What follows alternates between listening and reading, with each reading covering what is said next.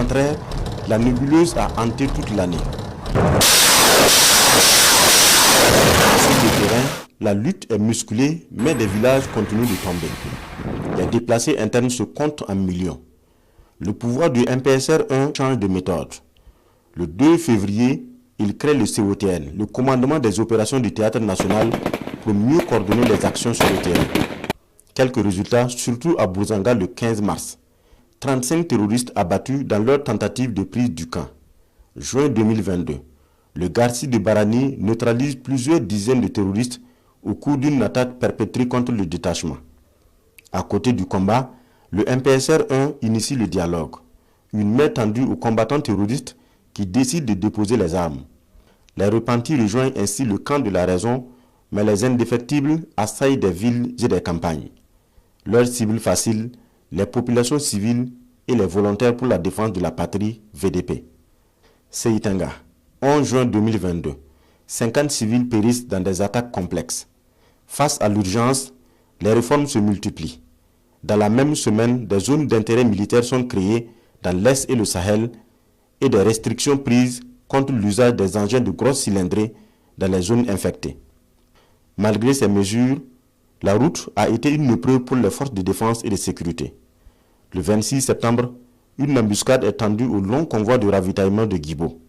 Le bilan officiel fait état de 35 morts et d'énormes dégâts matériels. Des opérations d'envergure, il y en a eu. Janvier 2022, l'année démarre bien dans le centre-nord. L'opération Lab Ingol nettoie la zone de Kaya. Le bilan parle de 163 terroristes mis hors d'état de nuire. Mai 2022, Ouné est engagé dans le Sahel et le Nord. Une vingtaine de combattants ennemis sont neutralisés.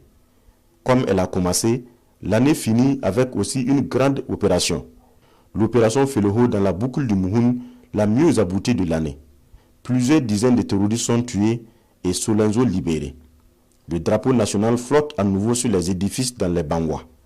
Les routes d'accès de Solenzo, jadis des routes de la mort, sont plus ou moins praticables. C'est par la route que le président de la transition est allé enregistrer son message de nouvel an en première ligne au front à Solenzo. Tous ces acquis sont dus en partie à la réorganisation de l'armée décidée par le MPSR-2 le 14 novembre 2022. De nouveaux commandants de région et chefs de corps sont nommés. Et le territoire militaire est subdivisé en 6 régions contre 3.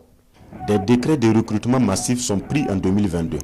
15 000 VDP nationaux et 35 000 communaux, 1400 gendarmes auxiliaires et 3 000 soldats du rang pourront étoffer les rangs dans la lutte contre le terrorisme. Mais pour l'heure, les harcèlements des populations et le sabotage des routes sont les principaux modes opératoires des terroristes. Kaya Dori, coupé à plusieurs reprises. Des incursions sur Bitou, frontière du Togo, Fada, frontière du Niger. Le terrorisme a titillé des grandes villes jadis paisibles comme Solenzo, Goursi, Dori, Fada, Oundé, Yako, Sapui, Léo. Les velléités sur l'axe Boromo-Bobo-Dioulasso sont tuées dans l'œuf par les forces de défense et de sécurité, mais le terrorisme a quand même effrayé la nationale numéro 1.